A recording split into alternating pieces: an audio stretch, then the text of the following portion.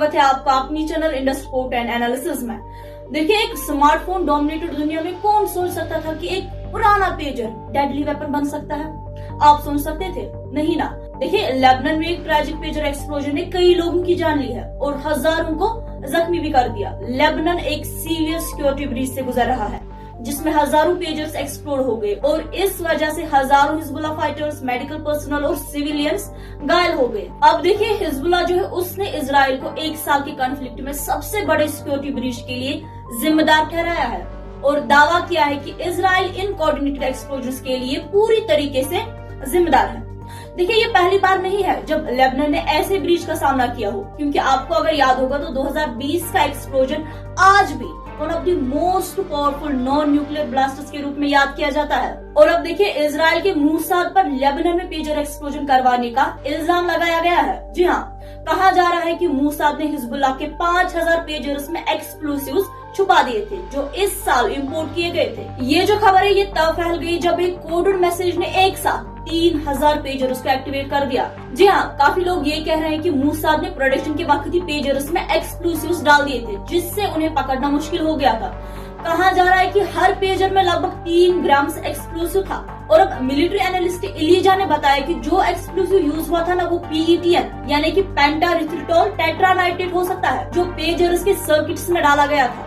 देखिए, ये जो ऑपरेशन था ना, ये इतना एडवांस्ड था कि इसमें एक बड़े स्टेट लेवल इंटेलिजेंस एजेंसी का हाथ हो सकता है। अब अगर हम डेटोनेशन का तरीका जानने की कोशिश करेंगे तो वो ये था कि पेजर्स को पहले एरर लेडन मैसेजेस भेजे गए जिससे वो वाइब्रेट हुए और फिर ब्लास्ट्स हो गए। जी हाँ, और इस हादसे में करीबन 300 लोगों के हाथ चले गए और काफी लोग घायल भी हुए। और देखिए, ये सब तब हुआ जब इजरायली कैबिनेट ने अपने वॉर प्लान्स को बढ़ाया और उन लोगों को वापस भेजने पर ध्यान दिया जो हिजबुल्लाह के अटैक्स के कारण नॉर्दर्न इजराइल से भाग गए थे। अब देखिए, 2020 का बेरूट एक्सप्लोजन एक बड़ा धमाका था जिसमें करीबन 2018 लोगों की जान गई थी, 7000 लोग घायल हुए और 3 लाख लोगों को अपने घर छोड़ने पड़े। जी हाँ, ये दुनिया के सबसे बड़े नॉन न्यूक्लियर ब्लास्टर्स में से एक है और इस धमाके से करीब 77,000 अपार्टमेंट्स को नुकसान हुआ था और लगभग 3.8 से 4.6 बिलियन डॉलर्स का लॉस भी हुआ था। ये जो ब्लास्ट हुआ था ये इतना पावरफुल था कि लेबनान के अलावा टर्की, सीरिया, फलस्तीन, जॉर्डन और इजराइल तक महसूस किया गया।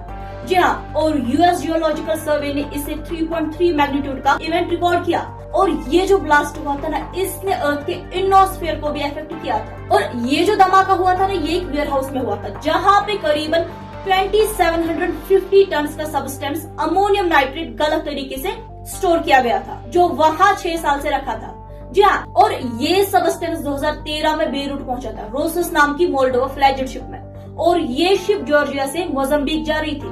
अब ब्लास्ट के बाद देखिए, ये सवाल उठने लगे कि क्या अमोनियम नाइट्रेट सच में मोजाम्बिक के लिए था या बेरूट ही उसकी असल डेस्टिनेशन थी। और इसके बाद देखिए, काफी सारी कॉन्स्पायरेसी थ्योरीज ने जन्म लिया। पहले इसे न्यूक्लियर बम का नतीजा समझा गया, लेकिन बाद में ये थ्योरी गलत साबित हुई। फिर सोशल मीडिया पर गलत क्लेम्स आए जिसमें ये कहा गया कि ये जो एक्सप्लोजन है ये एक इजरायली हमला था हिजबुल्लाह के वेपन डिपो पर। लेकिन इजराइल, लेबनान और हिजबुल्लाह सब ने इन थ्योरीज को गलत कहा और इस ब्लास्ट का कारण गलत तरीके से रखा गया अमोनियम नाइट्रेट बताया। जी हाँ, और इस ब्लास्ट के बाद लेबनीज सरकार ने 2 हफ्तों का इमरजेंसी डिक्लेयर कर दिया और पूरे लेबनान में बड़े प्रोटेस्ट हुए जिसमें सरकार को ट्रेजेडी को रोकने में नाकाम होने के लिए दोष दिया गया।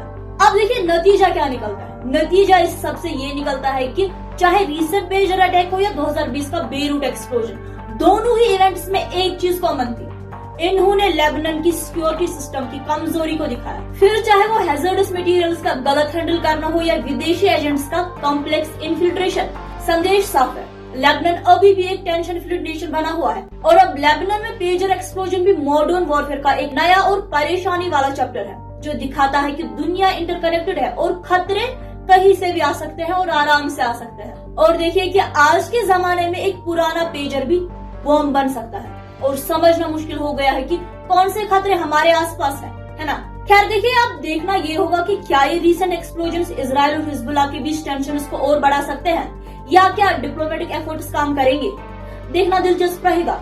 हमारी नजर इस मुद्दे पे लगातार बनी है, आप भी बने रहिए हमारे साथ। मिलते हैं अगले वीडियो में, तब तक के लिए आप अपना ख्याल रखिएगा। शुक्रिया।